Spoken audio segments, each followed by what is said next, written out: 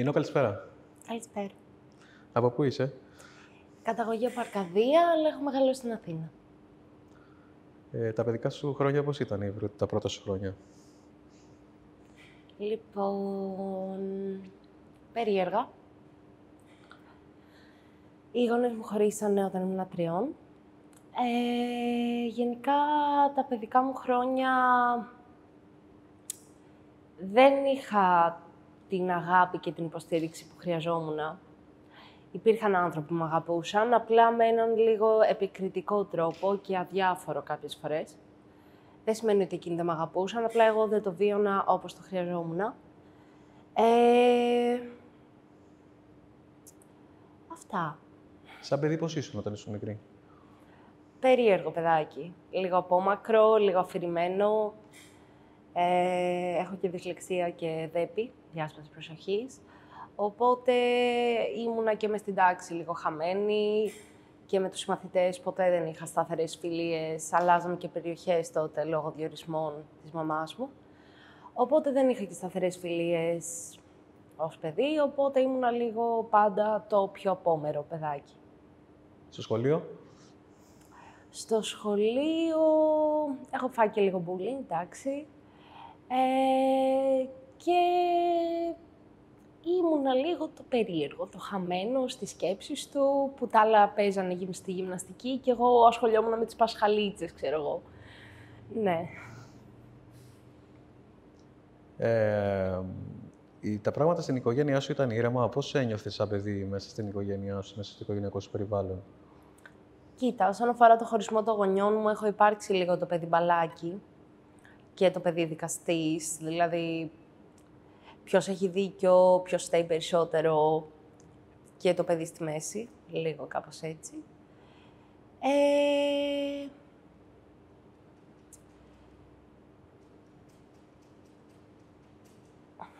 Κάποια στιγμή η μαμά μου έκανε μια σταθερή σχέση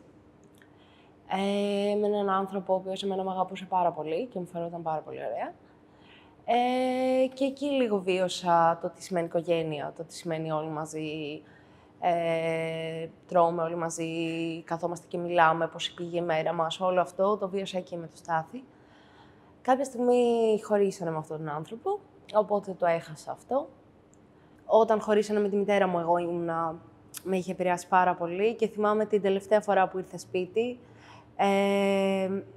που φεύγαμε εμείς για το σχολείο και ήρθα απ' έξω και της μιλούσε και εκείνη απλά με έβαλε στα μάξι και έφυγε και έτσι όπως περνούσε δίπλα από το μάξι, με τη μηχανή, έβαλε το χέρι του στο τζάμι και έβαλα εγώ το χέρι μου από μέσα και τη θυμάμαι αυτή τη σκηνή.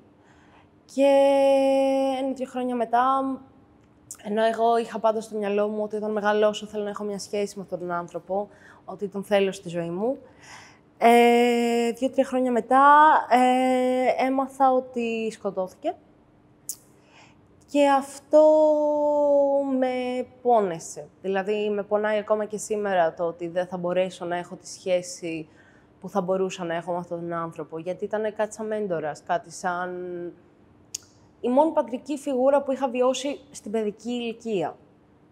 Η μόνη μορφή της οικογένειας, το καθόμαστε όλοι μαζί γύρω από ένα τραπέζι, το είχα βιώσει με το Στάθη και το ότι πλέον δεν υπάρχει και δεν θα μπορέσω να έχω μια σχέση μαζί του, πονάει. Ο βιολογικός σου πατέρας δεν ήταν στη ζωή σου καθόλου? Μόνο καλοκαίρια και 1-2 φορές την εβδομάδα που θα με έβλεπε για 3-4 ώρες, που εντάξει, περνούσαμε ωραία, αλλά δεν είχαμε ποτέ μια ουσιαστική σχέση. Και μεγαλώνοντας, αν και προσπαθούσε να είναι εκεί ουσιαστικά και να βοηθάει και να μαθαίνει πράγματα για μένα, εγώ είχα υψηλό τοίχο. Και λόγω πραγμάτων που είχα ακούσει γι' αυτόν από τη μαμά και λόγω της δικής του απουσίας σε σημαντικά χρόνια. Τα προβλήματα, μπαίνω τώρα και το λέω εγώ από μόνος μου, γιατί το είχαμε συζητήσει και πριν, ότι παρουσίασε σε κάποια φάση από μικρή ηλικία κάποιες ψυχικές διαταραχές μέσα σου, δεν αισθανόσουν πάρα πολύ καλά. Μίλησε μου λίγο για αυτά, πώς ξεκίνησαν, σε τι ηλικία, πώς τα αντιμετώπισες, πώς κύλησε όλο αυτό?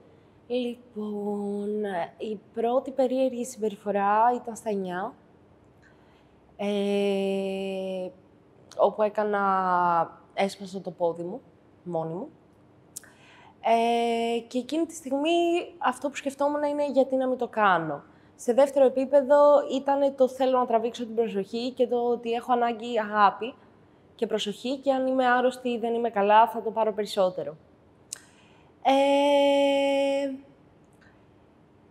Συγγνώμη να ρωτήσω κάτι. Ναι. Το πόδι σου πώς το έσπασες μόνη σου? Το έβαλα ανάμεσα στα κάγκελα και το γύρισα. Οκ. Ναι. Αυτό είναι ξεκάθαρα, θέλεις να τραβήξεις προσοχή. Ναι, δεν το κατάλαβε κανείς ότι το έκανα μόνη μου. Τους είπα ότι το γύρισα στη γυμναστική. Δηλαδή δεν έδωσα... Δεν το κατάλαβα να το έκανα μόνη μου, αλλά ναι, ήθελα να τραβήξω την προσοχή. Ήθελα περισσότερη αγάπη και περισσότερη φροντίδα.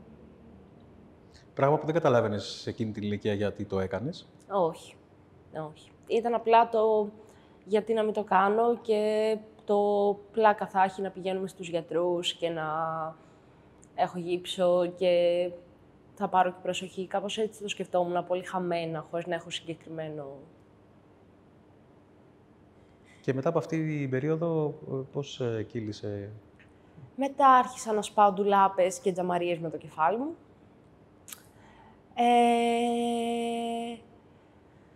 Και κάποια στιγμή άρχισα να κόβομαι. Αν δεις, τα χέρια μου είναι γεμάτα σημάδια και τα πόδια. Και κάποια στιγμή άρχισαν να γίνονται πιο σοβαρά τα πράγματα, να πηγαίνουμε δηλαδή προς το προσπαθώ να πεθάνω. Να σε ρωτήσω κάτι, ο αυτοτραυματισμός, τι σου προσέφερε και το έκανες στον εαυτό σου? Ανακούφιση. Εκείνη την περίοδο δεν το σκεφτόμουν. Τώρα, αν με ρωτήσεις, θα σου πω αυτό που σου είπα και πριν, ότι ο σωματικός πόνος μειώνει τον ψυχικό. Αλλά τότε το σκεφτόμουν απλά ως γιατί όχι. Γιατί όχι, γιατί να μην πάρω μια βελόνα να αρχίσω να τρυπάω το χέρι μου, ας πούμε. Γιατί να μην δοκιμάσω τι θα γίνει άμα τρίψω ένα μαχαίρι, ας πούμε. Ή άμα χτυπήσω το χέρι μου με δύναμη κάπου. Το γιατί όχι, αυτό. Εγώ έτσι όπως μου το λες, το γιατί όχι το αντιλαμβάνομαι γιατί θα μου προκαλέσει πόνο και είναι ένα συναίσθημα το οποίο είναι άσχημο. Ναι. Εγώ δεν το έβλεπα ως κάτι άσχημο. Αυτό είναι το περίεργο με την οριακή. Και είναι περίεργο ειδικά στην παιδική ηλικία, γιατί πλέον ξέρω και γιατί θα κοπώ αν θα κοπώ και γιατί θέλω να πονέσω. Τότε απλά υπήρχε αυτό το γιατί όχι και μια περιέργεια για το τι είναι αυτό το συναίσθημα του πόνου. Που όλα τα παιδάκια χτυπάνε και πονάνε. Οκ, μήπως εγώ αν το προκαλέσω μετά θα μάθω να μην με πονάει. Υπήρχαν και διάφορες τέτοιες σκέψεις. Ήσουν ένα μπερδεμένο παιδί. Ναι, πολύ. Πολύ. Οι γονείς σου είχαν καταλάβει, ή μάλλον πότε κατάλαβαν ότι κάτι δεν πάει καλά? Κοίτα, σημαδάκια υπήρχαν από αρκετά μικρή ηλικία. Βέβαια, δεν τα είχε πάρει κανένας χαμπάρι. Το ότι κάτι πάει λάθος ξεκίνησε στα 18, που έμπλεξα λίγο με χόρτο. Και πάθαινα κάποιες μικρές ψυχοσικές. Και κάποια στιγμή έπαθα μια κρίση, έβλεπα πράγματα, άκουα πράγματα και λιποθύμησα. Ήμουν έξω με ένα φίλο μου. Και με πήγανε νοσοκομείο, φωνάξαν ασθενοφόρο. Και εκεί μας είπαν ότι ίσως έχει κάποια ψυχικά θεματάκια.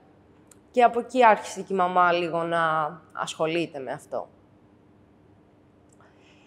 Πήγαμε λοιπόν σε έναν ψυχίατρο. Μου έδωσε κάποια φάρμακα.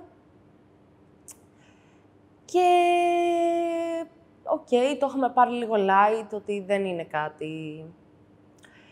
Πήγαινε έτσι κι αλλιώς και παλιότερα σε έναν παιδοψυχολόγο απλά να μιλάω.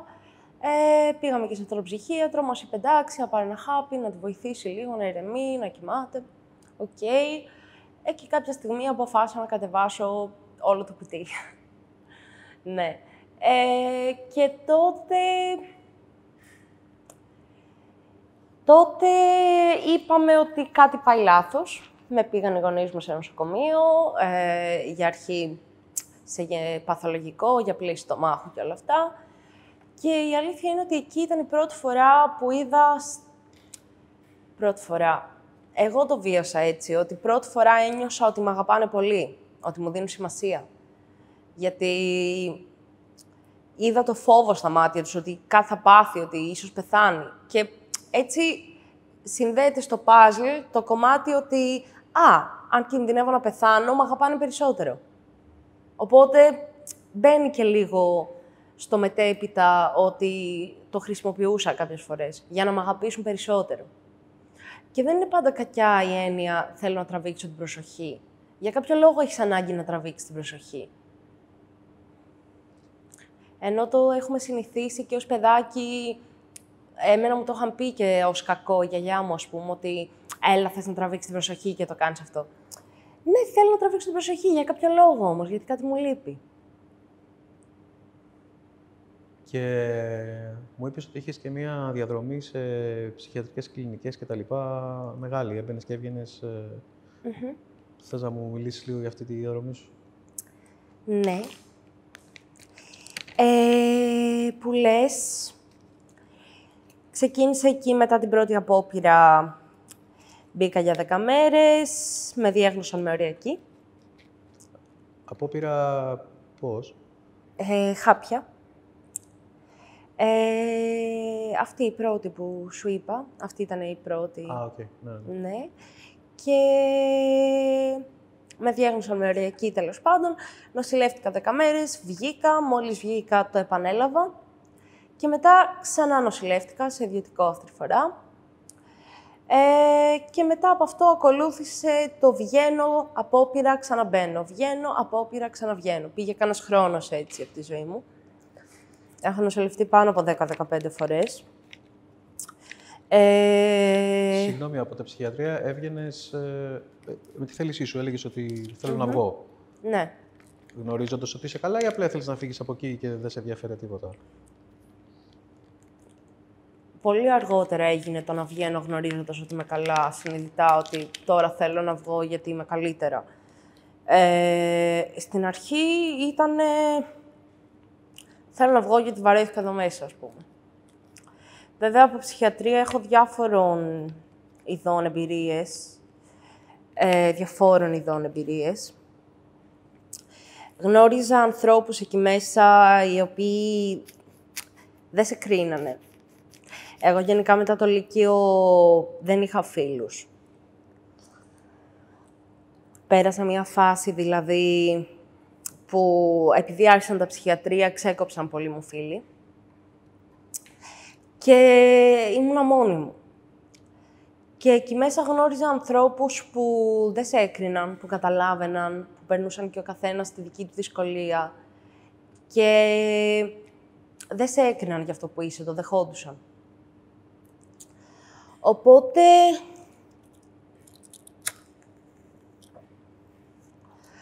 εκεί μέσα γενικά ο χρόνος περνάει πιο αργά από ό,τι περνάει για τους έξω. Και το να γνωρίζεις κάποιον μια εβδομάδα μπορεί να είναι, λες και τον ξέρεις ένα χρόνο. Να δημιουργούνται δηλαδή, γιατί είστε όλη μέρα, κάθε μέρα μαζί, κοιμάστε στο ίδιο δωμάτιο και λέτε πράγματα, μοιράζεστε πράγματα που δεν θα μπορούσε στο ρεαλιστικό χρόνο, όπως κυλάει έξω, να συμβεί. Και οι δύσκολες συνθήκες δημιουργούν και δυνατούς δεσμούς. Ναι, σίγουρα. Η κατάσταση στο ψυχιατρίο ήταν με φαρμακευτική αγωγή δυνατή για να είσαι βιασμένη, ας πούμε, να μην καταλαβαίνεις? Ναι, κοίτα, σε κάποια ψυχιατρία ήταν έτσι. Στο ιδιωτικό που είχα νοσηλευτεί ήταν η κατάσταση, εγώ ζητούσα φάρμακα, γιατί ήμουνα στα 18 μου τότε, συνειδητοποίησα από κάποιο σημείο και μετά ότι όταν μου κάνουν ηρεμιστική ένεση βιώνω μια πολύ ωραία μαστούρα. Οπότε ήμουνα σε φάση, θέλω ηρεμιστικές ενέσεις, μου δίναν ηρεμιστικές ενέσεις και ήταν καραμέλες. Και εντάξει, και χωρίς να το ζητήσω κάποιες φορές σε άλλα ψυχιατρία, με μπούκωναν με πολλά ηρεμιστικά, βαριά ηρεμιστικά, σε μεγάλες δόσεις. Και έχω περάσει σε φάσεις που ήμουν κοτόπουλο, δηλαδή κοτόπουλο, δεν καταλάβανα τίποτα. Ξέρεις τι σκέφτομαι, τώρα μου το λες, η κατάσταση ενός ανθρώπου συναισθηματικά, ψυχικά, να φτάνει στο σημείο να θέλει να βάλει τέλος στη ζωή του, πρέπει να είναι πάρα πολύ δύσκολη κατάσταση, πάρα πολύ ακραία. Εσύ όλες αυτές τις απόπειρες που έχεις κάνει, πώς τις βίωσες, θες να μου πεις λίγο την ψυχική σου κατάσταση εκείνη τη στιγμή? Λοιπόν, κοίτα. Έχω κάνει απόπειρες πολλών ειδών. Έχω κάνει τις κλασικές απόπειρες για να τραβήξω την προσοχή, που δεν θέλω να πεθάνω, που ξέρω ότι κάποιος θα με βρει και θα με πάει στο νοσοκομείο. Έχω κάνει τις απόπειρες που ήθελα να σταματήσει η υπερανάλυση που είχα μέσα στο κεφάλι μου, να σταματήσουν αυτές οι μικρές φωνούλες. Φωνούλες, όταν λέω, δεν το εννοώ άκουγα φωνές ή πράγματα που δεν υπάρχουν. Φωνούλες δικές μου, σκέψεις πολύ έντονες, που ήθελα να σταματήσουν, απλά ήθελα να κλείσει ο διακόπτης. Και επειδή είχα δοκιμάσει όλους τους τρόπους να τον κλείσω και αυτός δεν έκλεινε, κατέβαζα 2 καρτέλες και εκεί λίγο πριν λιποθυμίσω, έβρισκα την ηρεμία και έλεγα «Ωραία, τώρα ηρέμησε, επιτέλους έκλεισε». Και μετά έβγαινε το αίσθημα της επιβίωσης ότι δεν θέλω να πεθάνω όμως. Και έπαιρνα ασθενοφόρο. Κάποιες φορές έχω πάρει μόνη μου ασθενοφόρο να με πάει στο νοσοκομείο. Και έχω κάνει και τις απόπειρες «Θέλω να τελειώσει τώρα». Δεν αξίζει άλλο, δεν έχει νόημα, έχω κουραστεί, έχω βαρεθεί να νιώθω αυτό το πράγμα, αυτή την απελπισία, αυτό το συναίσθημα και θέλω να τελειώσει. Συνειδητά ότι θέλω να πεθάνω. Η κατάσταση λίγο στα ψυχιατρία, θες να μου περιγράψεις λίγο τις εμπειρίες σου, καλές και κακές, όπως μου πεις, γιατί είχες και κάποιες καλές και κάποιες κακές. Λίγο την κατάσταση στη ψυχιατρία. Ήτανε δημόσια ή ιδιωτικά ψυχιατρία αυτά που πήγες? Έχω νοσηλευτεί και στα δύο, στην αρχή σε ιδιωτικό. Σε πόσα έχεις πάει γενικά? Σε 5 ή 6. Ναι, διαφορετικά. Κοίτα. Σε κάποια δημόσια η κατάσταση είναι, εντάξει, για το φαγητό που είναι άθλιο, για τις συνθήκες που μένουμε 5 άτομα σε ένα δωμάτιο, που υπάρχουν άνθρωποι που ουρλιάζουν στους διαδρόμους, το ότι μέχρι και εσύ κινδυνεύεις να έρθει κάποιος πάνω σου και να αρχίσει να ουρλιάζει ή να χτυπιέται ή να απειλεί να σε χτυπήσει. Υπάρχουν και τέτοια σκηνικά. Και βλέπεις εικόνες, δηλαδή εγώ στα 18 μου είδα εικόνες που δεν ήταν για να τις δει ένα παιδί 18 χρονών, που βασανίζεται από κάποια δικά του ψυχικά θέματα, να βλέπει ανθρώπους αυτό το βλέμμα του τρελού που λέμε, αλλά σε τρομακτικό επίπεδο, δηλαδή σε επίπεδο thriller. Να μιλάνε μόνοι τους, να σε πλησιάζουν, να σου μιλάνε και ακραία σκηνικά. Να δέρνονται μεταξύ τους. Τώρα, όσον αφορά το νοσηλευτικό σύστημα, άθλιο. Στην Ελλάδα, στα δημόσια, άθλιο. Δεν σου δίνουν σημασία. Δηλαδή, ειδικά σε ένα ψυχιατρίο που είχα νοσηλευτεί, που είναι για βαριές περιπτώσεις γενικότερα, εγώ είχα πάει εκεί από σπόντα, γιατί απλά αυτό εφημέρευε. Γιατί έτσι είμαστε στην Ελλάδα, δεν μπαίνεις εκεί που σου ταιριάζει, μπαίνεις εκεί που εφημερεύει. Και οι νοσηλευτές ήταν απλά οκ. Είχα πάθει κάποια στιγμή μια κρίση πανικού και δεν μπορούσα να αναπνεύσω. Μπαίνουν μέσα, με κοιτάνε, γυρνάνε ο ένας στον άλλον, λένε «Εισαγγελική είναι, μωρέ, άστη». Και φεύγουν. Αυτό.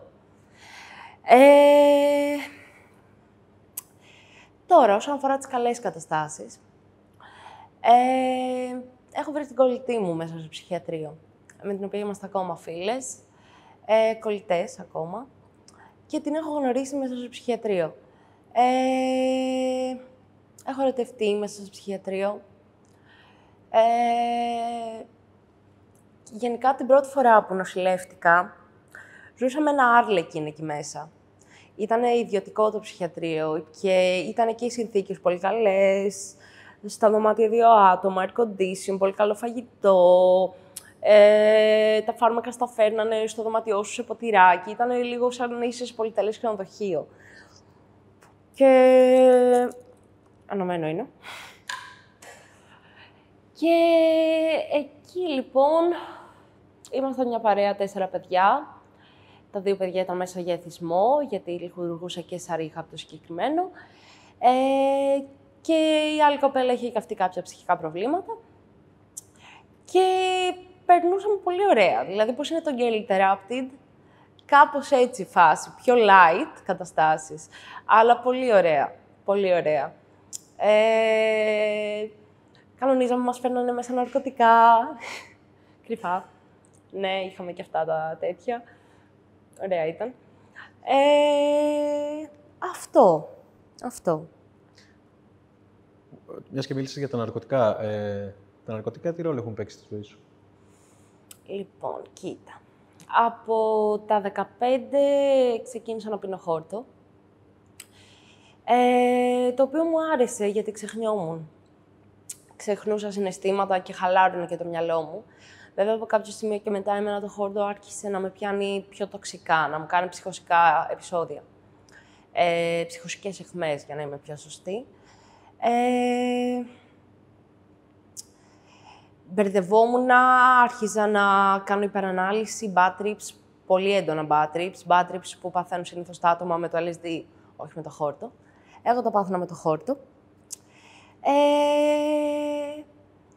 Και κάποια στιγμή άρχισα να παίρνω παραπάνω ψυχοφάρμακα για να μην παθαίνω bad trips όταν παίρνω χόρτο. Και μετά τα παραπάνω ψυχοφάρμακα μου άρεσαν και άρχισα να παίρνω παραπάνω και κάποια στιγμή το παραπάνω δεν έφτανε, οπότε ακόμα παραπάνω. Έφαγα λοιπόν ένα χοντρό κόλλημα με το Lyrica. Ναι, χοντρό κόλλημα. Ήμουνα δηλαδή πρεζάκι για λίγο καιρό, χωρίς να λέω τη λέξη υποτιμητικά, έτσι. Πώς το βίασα εγώ, ότι ήμουνα εθισμένη, βίωσα το τι σημαίνει εθισμός, το να κάνεις παράλογα πράγματα και το μόνο που σκέφτεσαι και υπάρχει στο μυαλό σου όταν δεν το έχεις είναι πώς θα το βρεις και πότε θα πάρεις το επόμενο χάπι. Πέρασε λοιπόν ένα τρίμηνο της ζωής μου έτσι, από το οποίο θυμάμαι ελάχιστα. Θυμάμαι μόνο αυτό, το πόσο ωραία με έκανε να νιώθω το Lyrica και το ότι ήθελα κι άλλο. Έπαθα 2 overdose, υπερβολική δόση. Μπήκα μέσα σε νοσοκομείο, πλήση στομάχου και τα σχετικά. Κάποια στιγμή είπαμε με τον ψυχίατρό μου, γιατί έχω μια σταθερή θεραπευτική σχέση 2 χρόνια τώρα, και είπαμε με τον ψυχίατρό μου ότι θα μπω λίγο μέσα να κάνουμε το rehab μαζί, δηλαδή τις δύσκολες μέρες των στερητικών. Το πέρασα όλο αυτό το στάδιο, βγήκα έξω ξανά. Και μετά από το ξανά, κάποια στιγμή το πήρα απόφαση και λέω τέρμα, γιατί με είδα σε άθλια κατάσταση, να κάνω ακραία πράγματα και είπα τέρμα. Τα ακραία πράγματα τι εννοείς? Ακραία πράγματα εννοώ ότι έκλεψα ένα φαρμακείο, ότι ερχόταν ο φίλος μου να μου πει να σταματήσω, μου έριχνε τη σκόνη από το τραπέζι, γιατί ήμουν έτοιμη να τη σνιφάρω και εγώ απλά άρχισα να το σπρώχνω και να ουρλιάζω. Ακραία πράγματα εννοώ το ότι γενικά δεν φερόμουν όπως είμαι, δεν φερόμουν σαν ινώ, φερόμουν παρανοϊκά και υπερβολικά και όχι καλά. Μιλάει για εθισμός. Ναι, ξεκάθαρα. Ήθελα να σε ρωτήσω για την πρώτη σου εμπειρία στα ψυχιατρία, όταν πήγες την πρώτη φορά στην ψυχιατρική κλινική, που ήταν η απόπειρα με τα χάπια, δεν ήτανε? Που μπήκες σε τι ηλικία? Ήμουνα 18 τότε. Δεν σε ρώτησα πόσο χρόνο είσαι τώρα, βασικά. 21. 21, εντάξει. Το κατάλαβες όταν πήγαινες ή ξύπνησες εκεί μέσα? Όχι, όχι. Ξύπνησα στο νοσοκομείο και εκεί μου είπαν ότι θα πρέπει να νοσηλευτώ για λίγο. Ήρθαν κάποιοι ψυχίατροι του νοσοκομείου και μου είπαν ότι θα πρέπει να νοσηλευτώ. Εντάξει, εγώ το είχα δει πολύ δράμα στην αρχή. Δηλαδή, πηγαίναμε τότε εκεί πέρα και στην αρχή δεν το είχα ότι θα μπω σε ψυχιατρίο, κάτσε. Τι εννοείς θα μπω σε ψυχιατρίο? Ήταν η κλασική εικόνα που έχετε κι εσείς για τα ψυχιατρία, που έχει ένα 18χρονο παιδί για τα ψυχιατρία. Και όταν σου λέω ότι θα μπεις εκεί μέσα, περιμένεις... Δεν ξέρεις τι να περιμένεις, βασικά. Και πηγαίναμε εκεί πέρα, φτάνουμε απ' έξω, αρχίζω και λέω εγώ, Ήρθαμε να με βάλουμε στο ψυχιατρίο. Ναι, ήρθαμε να μπω στο ψυχιατρίο. Ήρθαμε να μπω στο ψυχιατρίο. Θα μπω στο ψυχιατρίο. Δικαίωμά μου, τι θέλετε, θα μπω στο ψυχιατρίο. Ναι, το είχα δει λίγο. Μου έκανε εντύπωση και το πήγαινα κάπως. Και εν τέλει μπήκα μέσα. Η πρώτη επαφή με το ψυχιατρίο ήταν πολύ βαρετή. Γιατί μπήκα σε μια πτέρυγα που ήμουνα εγώ και άλλα 2 άτομα. Εντάξει, λίγο ο ένας κοπανιότανε, η άλλη κοπέλα είχε σχιζοειδή, οπότε ήταν λίγο κάπως κι αυτή. Αλλά εγώ ήμουν μόνη μου σε ένα δωμάτιο, ήταν και COVID τότε, οπότε δεν έχω κάτι ιδιαίτερο να πω από την πρώτη εμπειρία. Μου φάνηκε πιο πολύ περίεργο η προσμονή και όλο αυτό, το θα μπω, το δεν ξέρω τι να περιμένω, τι γίνεται εκεί μέσα και... έπαιζε πολύ και η ιδέα, είμαι τρελή. Πώς θα το λέω αυτό, ότι μπήκα σε ψυχιατρίο τώρα. Το στίγμα. Το στίγμα, πάρα πολύ, ναι. Και όλο αυτό το κοινωνικό που μας περνάνε. Εδώ, ακόμα και τώρα, ξέρεις πόσες φορές έχει χρειαστεί να πω, ξέρεις κάτι, δεν σφάζω κόσμο, δεν θα σε σφάξω τον ύπνο σου. Ναι, δεν κάνω κακό σε ανθρώπους. Δηλαδή, μόλις ακούνε ψυχιατρία και ψυχοφάρμακα, όλοι μαζεύονται, όλοι και ghosting κάνουν και κακά σχόλια κάνουν. Εν τω μεταξύ, πολλοί όταν δεν ξέρουν κάνουν σχόλια του τύπου τι είναι τρελός ή ναι, να αρχίσουμε και εμείς τα ψυχοφάρμακα. Σχόλια που τα κάνουν πολλοί άνθρωποι στην καθημερινότητά τους. Και δεν καταλαβαίνουν πώς μπορεί να επηρεάσει έναν άνθρωπο που όντως περνάει μια ψυχική διαταραχή, που όντως έχει νοσηλευτεί σε ψυχιατρίο, που όντως παίρνει ψυχοφάρμακα. Είναι πιο σημαντική η αποδοχή για αυτούς τους ανθρώπους και το στίγμα χειροτερεύει την κατάσταση ούτως ή άλλως. Ακριβώς, ακριβώς. Γενικά νιώθουμε ότι δεν έχουμε την αποδοχή ακόμα και όταν την έχουμε. Πόσο μάλλον όταν μας στιγματίζουν για κάτι το οποίο δεν ευθυνόμαστε εμείς. Το πεις πολύ καλύτερα εσύ ακριβώς αυτό. Ναι. Η χειρότερη σου εμπειρία από τις ψυχιατρικές κλινικές ποια ήταν? Η χειρότερη...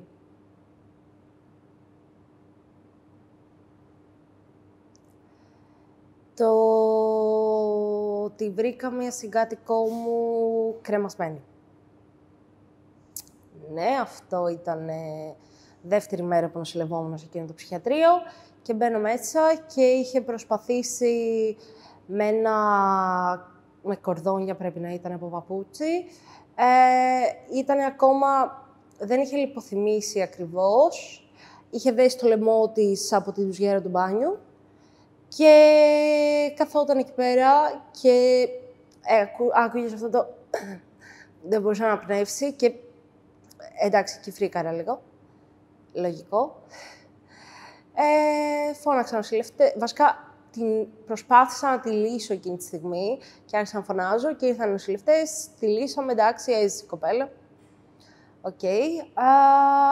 Αλλά νομίζω ήταν το πιο scary. Το δικό σου lowest point ποιο ήταν, πιστεύεις, σε όλη αυτή τη διαδρομή που έχεις κάνει? Δεν νομίζω ότι έχω. Ήτανε πολλά σημεία τα οποία με επηρέαζαν και γενικά νιώθω ότι αλλάζω κάθε μέρα με πολύ baby steps. Δηλαδή δεν έχει συμβεί ποτέ κάτι που να πω αυτό μου άλλαξε τον τρόπο σκέψης ή αυτό ήταν σημαντικό point στη ζωή μου. Είναι μικρά πραγματάκια που εκολάπτονται με τον καιρό.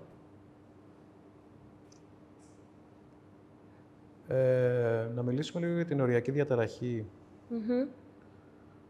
Πότε μου είπες ότι διαγνώστηκες με οριακή διαταραχή? Στα 18, μετά την πρώτη απόπειρα.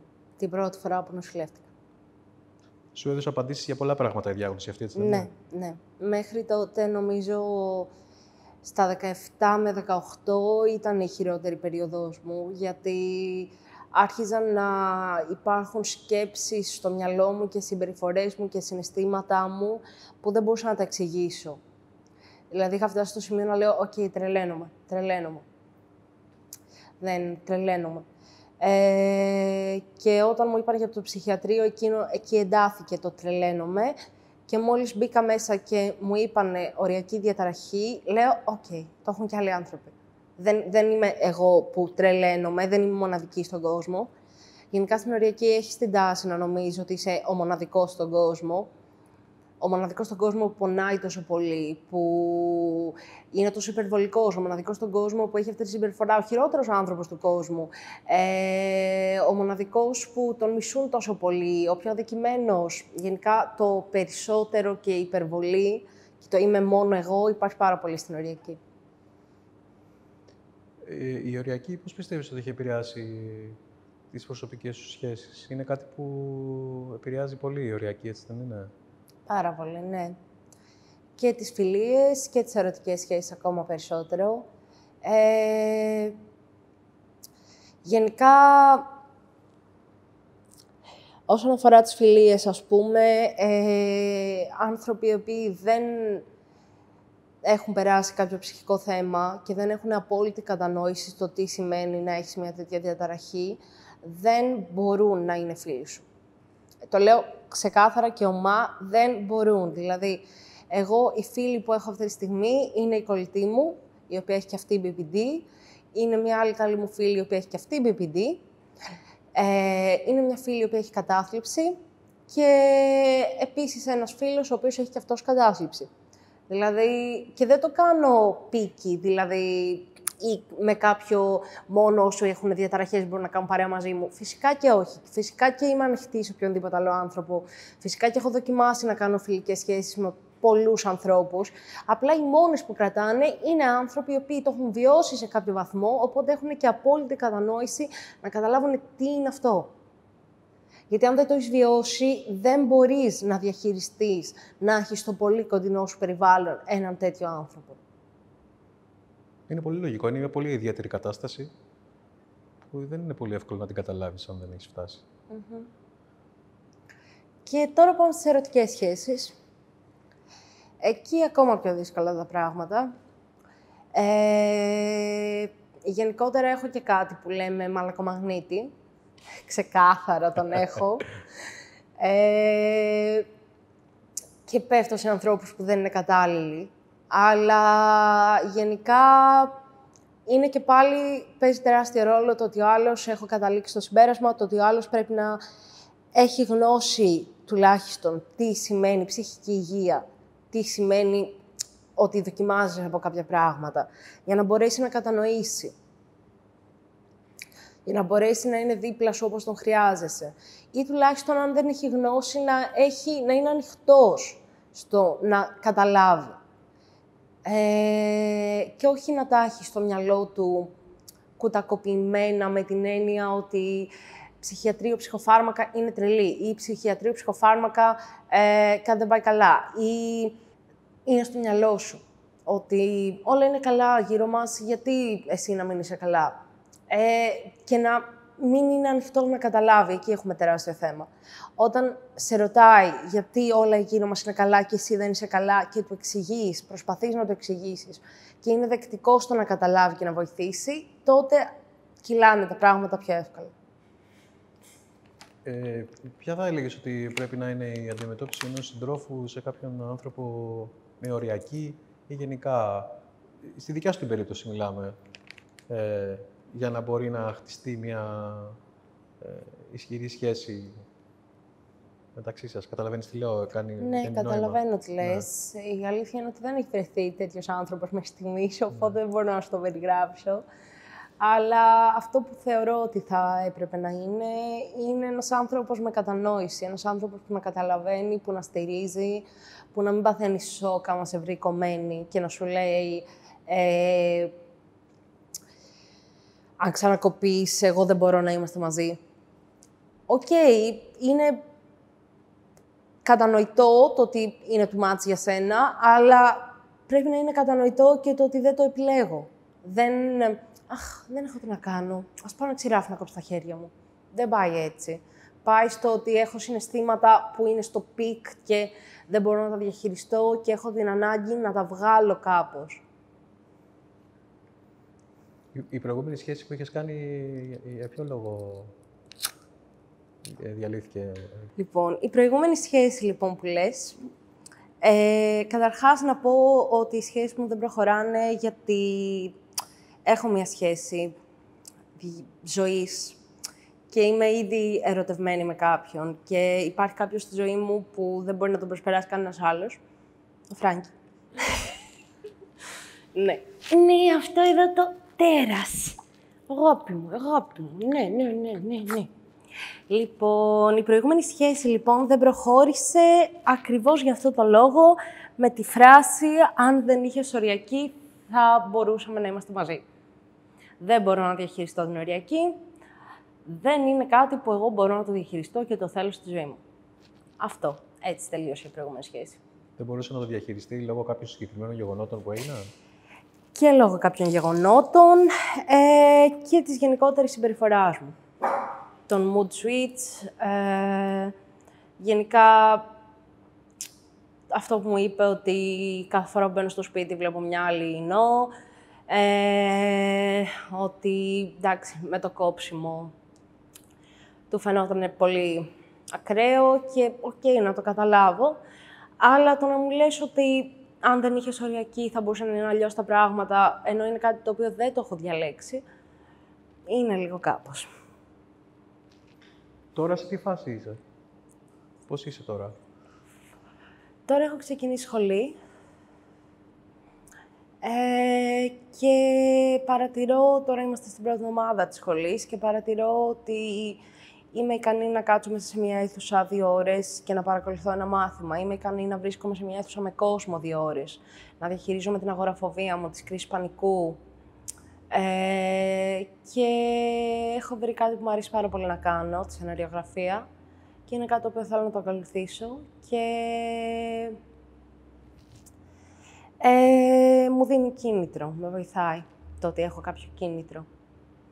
Και με βοηθάει και να βγάζω τη μέρα. Γενικά έχω μάθει σιγά σιγά μετά από 2,5 χρόνια σταθερής θεραπευτικής σχέσης, το οποίο είναι τρελά σημαντικό για κάποιον με οριακή, το να έχει σταθερή θεραπευτική σχέση με έναν άνθρωπο με τον οποίο έχει χημεία. Είναι σωτήριο, γιατί μέχρι να γνωρίσω τον τωρινό μου ψυχίατρο έκανα συνέχεια, γνώριζα κάποιον, ενθουσιαζόμουν στην αρχή, μετά κάτι στράβωνε και στις περισσότερες φορές κάτι όντως πήγαινε λάθος, είτε με υπερβολικά χάπια, είτε με λάθος κατευθύνσεις, είτε με διάφορα θέματα. Και από τότε που έχω βρει τον τωρινό μου γιατρό, είμαι πολύ καλύτερα. Δεν είχες ακραία επεισόδια τώρα τελευταία? Ορίστε. Δεν είχες επεισόδια τώρα τελευταία? Επεισόδια όχι. Όχι. Κοίτα, υπάρχουν πάντα οι στιγμές που δεν είσαι καλά. Που ενώ όλα πηγαίνουν καλά, κάτι ξαφνικά σταματάει να πηγαίνει καλά και πέφτεις πάτωμα. Εμένα οι τελευταίες κρίσεις κρατάνε μία μισή ώρα και είναι κρίσεις στις οποίες είμαι καλά τώρα, είμαι εδώ απέναντι σου, μιλάω. Μπορεί εγώ το βράδυ να πάω στο σπίτι και για 1,5 ώρα να σκέφτομαι ότι τίποτα δεν έχει νόημα. Ότι είναι όλα, ότι δεν αντέχω άλλο, να νιώθω πόνο. Να είμαι σε μια τέτοια κατάσταση που το μόνο που μπορώ να γυρίσω και να σου πω, άμα μου πεις τι έχεις, είναι πονάω. Πού πονάς? Πονάς κάπου σωματικά, πονάς... Εδώ, πονάω, νιώθω ένα πόνο έντονο και καταιγιστικό που με διαλύει. Και δεν μπορώ να εξηγήσω πως, γιατί πονάω. Και αυτό το κάνει ακόμα χειρότερο. Και το ότι οι άλλοι δύσκολα καταλαβαίνουν, έχουμε τόσο ανάγκη την αποδοχή και την κατανόηση. Και οι άνθρωποι, όχι. Όχι. Τώρα, από ό,τι κατάλαβα, είσαι στην καλύτερη φάση σου, έτσι. Δηλαδή, δεν έχεις επεισόδια, έχεις κοντρολάρει την οριακή. Είσαι σε κάποια φαρμακευτική αγωγή. Πώς το αντιμετωπίζεις αυτό? Πώς δηλαδή έφτασες σε αυτό το σημείο να είσαι σε αυτή την καλή φάση? Κοίτα, περισσότερο απ' όλα είναι δουλειά με τον εαυτό σου. Και το λέω, ένας από τους λόγους που ήρθα εδώ σήμερα είναι ότι θέλω να... Αν το δει αυτό ένα άτομο με οριακή που έχει πρόσφατα διαγνωστεί και καταφέρει να αποκομίσει κάτι από αυτά που λέω, για μένα θα είναι τεράστιο κέρδος. Ή αν το δει ένας γονιός που έχει παιδί με οριακή και καταφέρει να αποκομίσει κάτι, θα είναι επίσης μεγάλο κέρδος. Λοιπόν, δεν σε σώζει κανένα φάρμακο. Δεν υπάρχει κανένα φάρμακο που μπορεί να σε σώσει από την οριακή, όσο την τέλεια αγωγή για σένα να φτιάξεις, αν δεν κάνεις δουλειά με τον εαυτό σου. Άμα δεν πεις, όχι μαλάκες, εγώ θα τα καταφέρω, θα μείνω εδώ και θα προσπαθήσω. Αν δεν καταλάβεις ότι ο θάνατος δεν είναι να έχεις το θάρρος να πεθάνεις, είναι να έχεις το θάρρος να ζήσεις. Να έχεις τα κότσια, να μείνεις ζωντανός και να παλέψεις και να αντέξεις λίγο ακόμα αυτόν τον καταιγιστικό πόνο που νιώθεις και που σε διαλύει, να τον αντέξεις μέχρι να μην τον νιώθεις πια τόσο έντονο. Βασικά ψέματα, δεν θέλω να πω ψέματα, θα τον νιώθεις. Πάντα θα τον νιώθεις τόσο έντονο. Απλά με τον καιρό θα είναι λιγότερη η συχνότητά του και θα είσαι και πολύ καλύτερο στο να τον διαχειρίζεσαι.